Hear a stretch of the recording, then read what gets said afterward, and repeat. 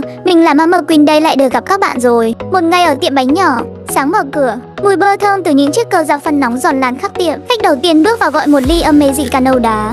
Đến vị đắng nhẹ hòa cùng hương cà phê thơm, đánh thức cả một buổi sáng. Chưa đến, tiệm rộn ràng hơn, bánh ngọt, bánh cookie, cơ gia phân vừa ra lò còn ấm. Mỗi chiếc bánh, mỗi ly nước đều mang theo một chút niềm vui nhỏ. Chiều xuống, thời tiết lại sẽ lạnh xuyên qua cửa kính. Khách ngồi trò chuyện, nhâm nhi bánh và cà phê. Tiệm bánh không chỉ là nơi ăn uống, mà còn là nơi để nghỉ ngơi, thư giãn sau một ngày bận rộn. Một ngày trôi qua thật nhẹ nhàng. Nếu có dịp, hãy ghé tiệm bánh nhỏ này. Chọn một chiếc bánh bạn thích và một ly nước mát lạnh, biết đâu bạn cũng sẽ tìm thấy một chút hạnh phúc giản dị như mình hôm nay.